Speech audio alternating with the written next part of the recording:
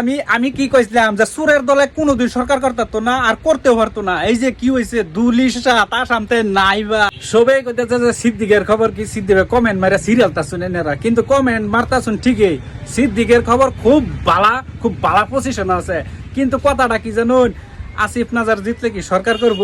এক কথায় কইবার গেলে সুরের দলে কোনোদিন সরকার করতে পারতো না। আগে পূর্বে কই আইছি, ওখানেও কয়াম, ভবিষ্যতেও কয়াম, কংগ্রেসে আসামের মধ্যে কমও 100 বছর সরকার করতে না। আজকাল রেজাল্টে প্রমাণ হয়েছে। আর সিদ্দিক লয়ে যারা ব্যস্ত আছে, সিদ্দিক কিন্তু পজিশন ঠিকই আছে, সিদ্দিকের খেলা ঠিকই আছে, কিন্তু তোমরা যে বিবেক বিবেচনা করে জানো ভুট্টা মারছো আগন্তুক দিনের মধ্যে কি না হ, সেটা তোমরা নিজেই বুঝো। যে লাহরিঘাটের মধ্যে আসিফ নাজার জিতছে মানে তোমরা জিততে গেছো এরকম না। আসামের মধ্যে অবস্থা কি হয়েছে, আসামের মধ্যে কইবার গেলে বিরোধী দল নাই, দুলিশ সাত একটাও নাই।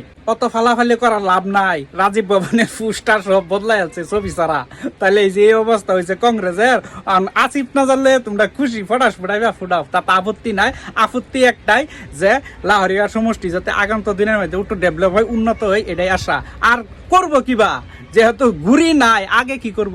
কংগ্রেস দলের মেইন লিডার গৌরব গগৈ ফুস গোল কংগ্রেসের সরকার হপুনত নহয়। বিজেপি দলে অতদিন ধরে কই আইতাছে কংগ্রেস দল হইছে মেয়ার দল যে আজকে প্রমাণ হইছে। আজকে যে দেখছুন রেজাল্টটা কি অবস্থা, রেজাল্টের একমাত্র কংগ্রেস দলটা যে জেতা করে রাখছে এই মিয়া মানুষে জেতা করার কারণে আজকে কয়েকটা সিট পাইছে, নাহলে শেষ। আসাম থেকে যে কংগ্রেস নাইকে হয়ে গেছে, দুলিশাত হয়েছে, এটা কইলেও বলিত না। কারণ যে পজিশন আছে না, বর্তমান কি হয়েছে এনারা নিজেই দেখতেছুন। আর যারা কইছেন যে বিরোধী সরকার করবো জীবনও করতে না, আগেও কইছি ওখানেও কইতাছি, সরকার যে বিজেপি হবে এটা সবই জানে। কিন্তু এই যে কিছুগুলো হেল্পফুন্ডিত আছে না, 1500 টাকা লয়ে নিজের অধিকার বিক্রি করছে, নিজের বিবেক বিবেচনা বিক্রি করে আছে। ইয়ারা কোন ধরনের মানুষ আপনারা নিজে চিন্তা করুন। 1500 টাকা লাগে যে ভোট বেচা কিনা করছুন, অন্য একটা নিকৃষ্ট মানুষ কইলেও বলিত না। এই যে যারা নিজের অধিকার বেচা কিনা করছুন, আজকে প্রমাণ পাইছুন। মেয়া মানুষের যে বিজেপি দলে তুচ্ছ তাচ্ছিল্য করে আইতাছে আর কইতাছে যে কংগ্রেস যে মেয়ার দল, এটা আজকে স্পষ্ট হয়েছে।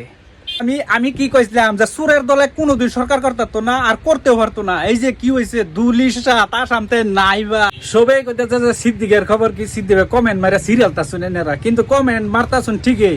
সিদ্দিকের খবর খুব বালা পজিশন আছে, কিন্তু কথাটা কি জানুন, আসিফ নাজার জিতলে কি সরকার করব? এক কথায় কইবার গেলে সুরের দলে কোনোদিন সরকার করতে পারতো না। আগে পূর্বে কই আইছি, ওখানেও কয়াম, ভবিষ্যতেও কয়াম, কংগ্রেসে আসামের মধ্যে কমও 100 বছর সরকার করতো না।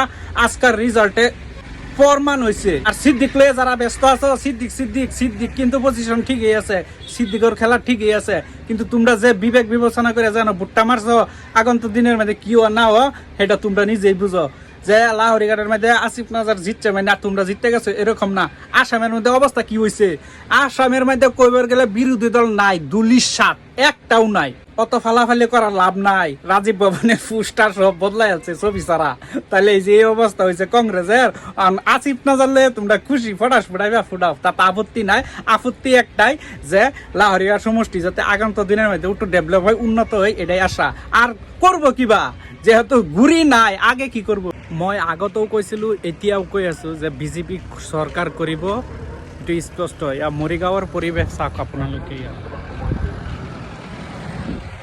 অসমত বিজেপি চৰকাৰ আহিব আৰু বিৰোধী দলসমূহ নাই বুলি যেন ধৰা গৈছে।